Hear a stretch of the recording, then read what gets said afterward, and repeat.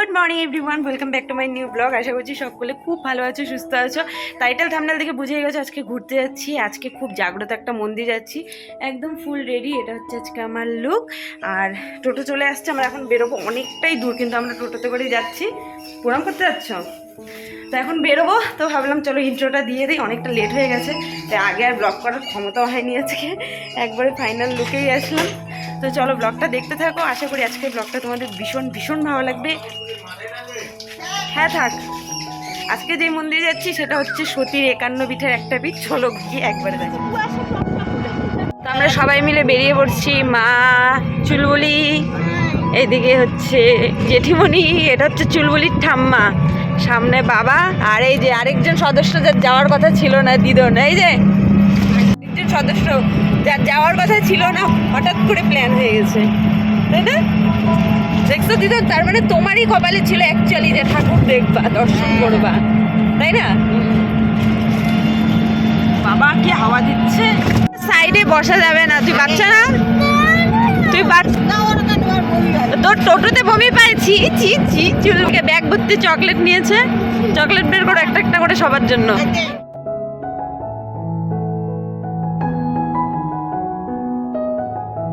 বলছিস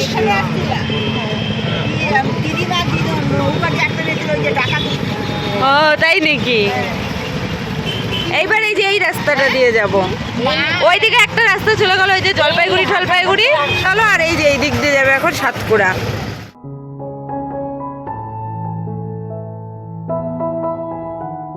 না ওই যে পার্কটা মনে হয় সাতপুরার না, ওই যে সাতপুরা মন্দিরটা, ওই যে দূরে সাতপুরা মন্দির, সবাই এখান থেকেই দেখে না, ওই যে দূরে।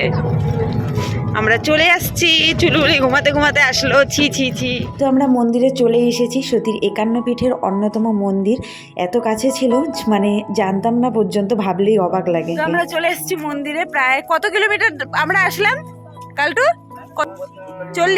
35 কিলোমিটার মানে জার্নি করে আমরা আসলাম। যে এটার নাম হচ্ছে ত্রিশ্রোতা মহাপীঠ, পোস্ট সাতক্ষীরা, আর জেলা জলপাইগুড়ি গো। এটা ভারতীয় উপমহাদেশের প্রসিদ্ধ 51 শক্তিপীঠের অন্যতম। দেখছো 51 পীঠের একটা এটা।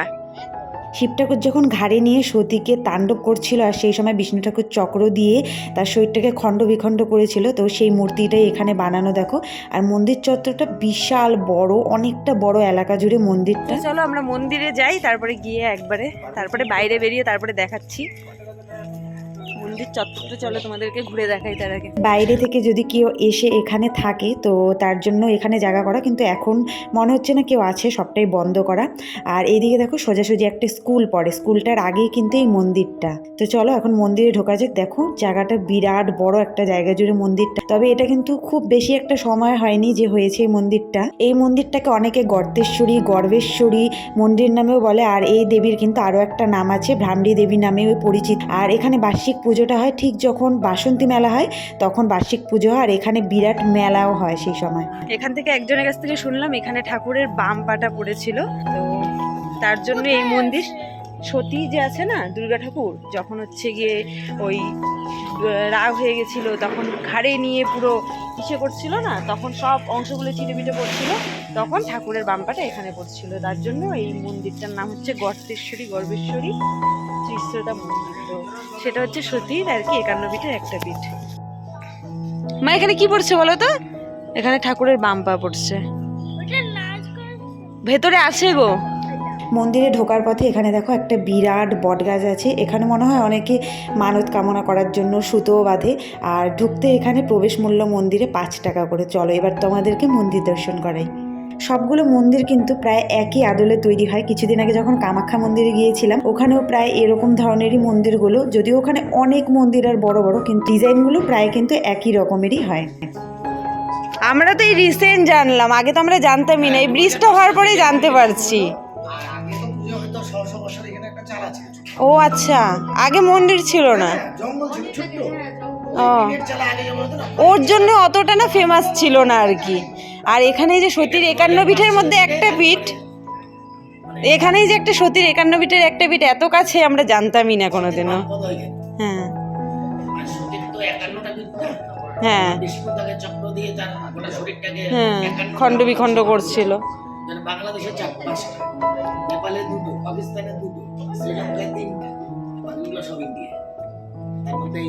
এটা বাম পাতা। বীরভূম জেলায় 12টা আমাদের মন্দির, ওই জায়গাটার মধ্যে সব থেকে বেশি আমাদের পশ্চিমবঙ্গ বীরভূম। আগে যেমন রবিবার কালকে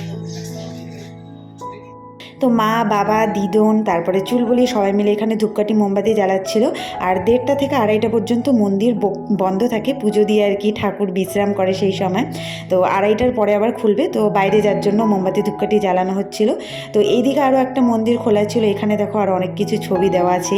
এখানে চাইলে তোমরা অনেক কিছু পড়ে দেখতে পারো এই মন্দির সম্পর্কে, ঠাকুর সম্পর্কে অনেক কিছু লেখা। আর এইদিকে আরেকটা মা কালীর মন্দির আছে, এখানে এখন মা ওরা পুজো দেবে তাই এখানে ঢুকলো। আবার ওইদিকে আরও একটা শিব মন্দিরও আছে।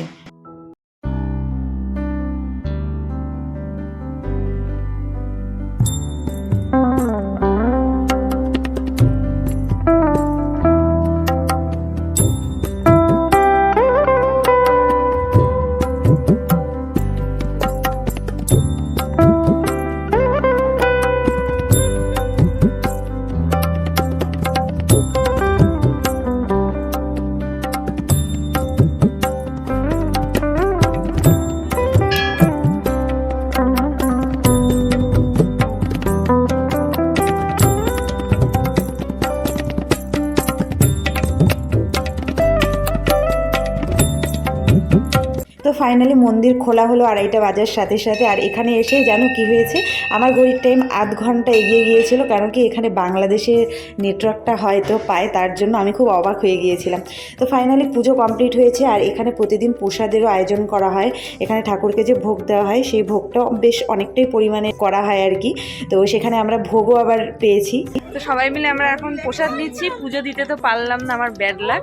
তো সবাই মিলে এখন প্রসাদ খেয়ে তারপরে যাব, এখানে একটা পার্ক আছে সেখানে যাব। চলো এবার তোমাদেরকে আরও একটা অদ্ভুত গাছ দেখাই। এই গাছটা দুটো গাছ একসঙ্গে জয়েন করা, আর একসাথে 4টে 5টে না কটা গাছ ঠিক আমরা দেখে বুঝতেই পারছিলাম না, এটা হচ্ছে একটা অদ্ভুত গাছ একটা। কতগুলো দেখে তো বুঝলাম না। না নিম পাতাটা 2টা গাছ জোড়া লাগছে, হ্যাঁ হ্যাঁ অদ্ভুত সত্যি গাছটা না। দেখি জোড়া লাগছে কিভাবে। হ্যাঁ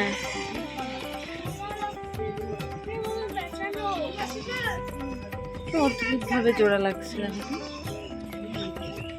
অনেক কটা গাছ এখানে, 2টা না। এই যে একরকম পাতা, উপরে এই যে নিম গাছের পাতা, এটা একটা পান গাছের পাতার মতো, অনেক কয় রকম। 3টা গাছ মনে হয় সম্ভবত, না 4টা।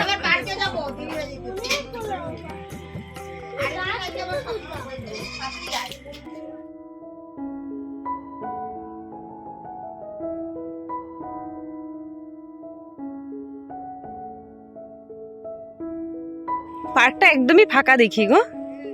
না এর আগে আসছি প্রচন্ড ভিড় ছিল।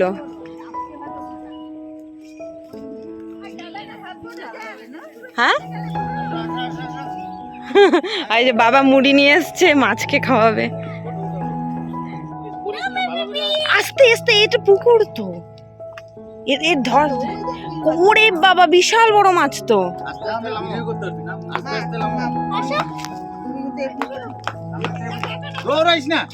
বাবা ও তো বুঝেই না কথা রে, সত্যি গো কথাটা তো বুঝে না। তার মানে মাছ ছাড়ি কত বড়, ওই দেখো কত মাছ। ওরে বাবা রে বাবা, সব আসবে চলে যাচ্ছে কেন। নিয়ে নে মুড়ি খা। বুলবুল লাফায় কেন?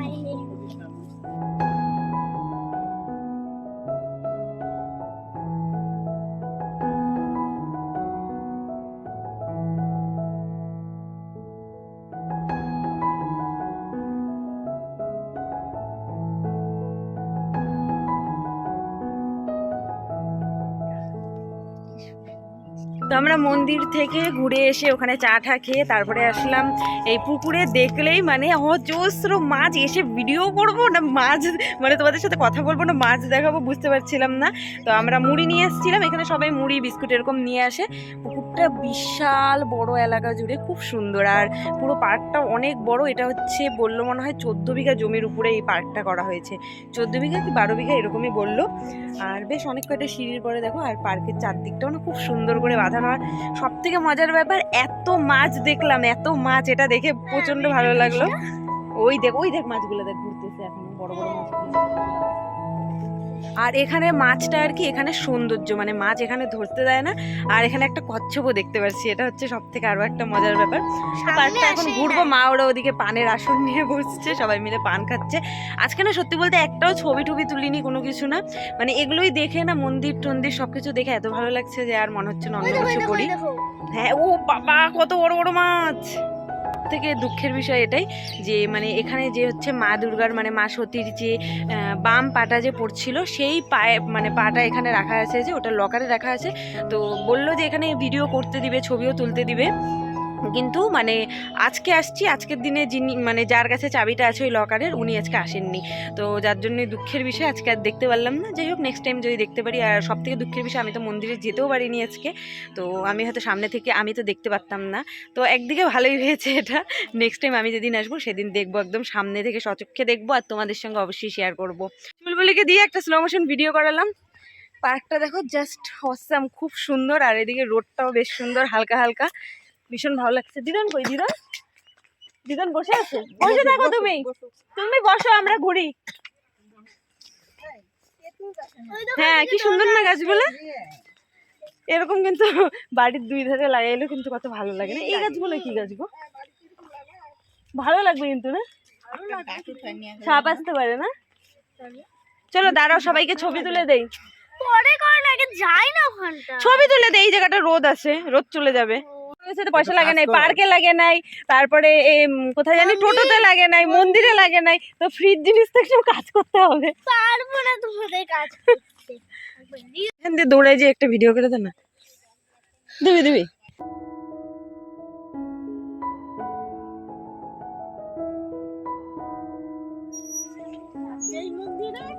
চল হয়েছে।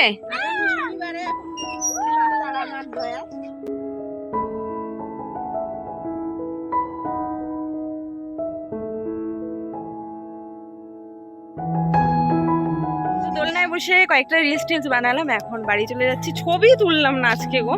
ফাইনালি আমরা এখন বাড়ি যাবো, চুল টুল বেঁধে নিয়েছি, চাদর পরে নিয়েছি। আর এই যে ঝগড়ুটি আমাকে বসতে দিবে না, ঝগড়ুটি সবাই দেখে নাও, এটা কিন্তু ঝগড়ুটি।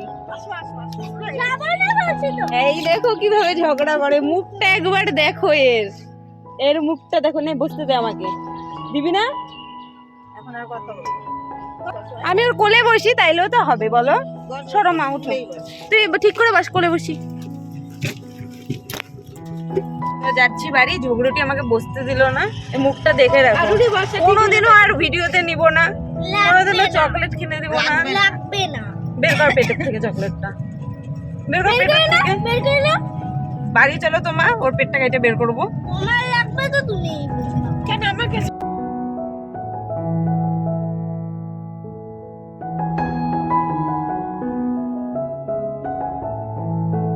মন্দির যাওয়ার পথে দেখেছিলাম খুব সুন্দর সুন্দর ফুলের গাছ, তো বাড়ি যাওয়ার পথে ভেবেছিলাম অবশ্যই কয়েকটা গাছ নিব, কিন্তু গাছগুলো অনেক দাম ছিল, তো বেশি গাছ নিইনি। কী কী নিয়েছি সেটা পরের ব্লগে তোমরা দেখতে পারবে। তারপরে নিয়ে নিচ্ছি এখান থেকে অল্প মিষ্টি, কেন কি কোথাও গেলে খাবার না নিয়ে গেলে ভীষণই খারাপ লাগে। বাড়ি চলে এসেছি, একের পর এক অনেক খাওয়া দাওয়া করলাম, আর এবার খাবো ফুচকা। খাওয়ার জিনিসগুলো দেখাতে আর পারবো না আমি এখন। খাওয়ার জিনিস কি কি আনছি বলি। খুরমা, সন্দেশ, দু রকমের সন্দেশ, খুরমা, তারপরে গজা, তার সাথে ফুচকা, তার সাথে এক ধরনের বিস্কুট, তারপরে আর কি আনছি মা? আর কিছু আনিনি, এইটুকুই তো খাওয়ার আনছি। ও কমলা লেবু, কলা, তারপরে ফুল গাছ আনছি কয়েকটা, ফুল গাছগুলো পরে দেখাবো। চলো আগে ফুচকাটা খেয়ে নিই। এসে চা খেলাম, আর হচ্ছে গিয়ে গজা খেলাম, পেটে কত জায়গা থেকে। রবার গাছটা, হ্যাঁ। তো এখন ফুচকা খাবো, ফুচকাটা কিনে দিয়েছে চুলবুলির ঠাম্মি। বানাচ্ছি এখন ফুচকা। আমি আজকে এখন পাড়ার মোড়ে গিয়ে ফুচকার দোকান দিব, শাড়িটা তো পরেই আছি, এভাবে এখন চলে যাবো দোকান দিতে। কে কে খাবে চলে আসো। ও তোমার নামটা কি দিয়েছি জানে? হ্যাঁ, রুই পিপি। এই যে চাটনি, এখন দিব ফুচকাতে এটা।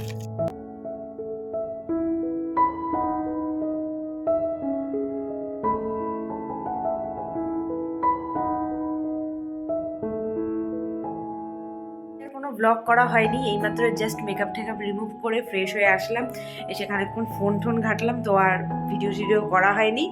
আর আজকে ঝিলিকের বার্থডে ছিল, যেতে বলেছিল কিন্তু আর যেতে পারলাম না, অনেকটা রাত করে এসেছি আর প্রচণ্ড টায়ার্ডও ছিলাম, তো আর যেতে ইচ্ছে করলো না, তো একটু মন খারাপও করেছে, তো আমার একটু করে খারাপ লাগলো, কিন্তু যাওয়া হয়নি, দেখি কাল পরশু হয়তো চলে যাব। তো চলো আজকের মতো ব্লগটা এখানে এড করছি, আশা করছি তোমাদের আজকের ভিডিওটা খুব ভালো লাগছে। তো ভালো লাগলে লাইক কমেন্ট শেয়ার করো, আর নতুন হলে চ্যানেলটা সাবস্ক্রাইব করে দেখা হচ্ছে নেক্সট ভিডিওতে। ততক্ষণ খুব ভালো থেকো, সুস্থ থেকো, টাটা, গুড নাইট।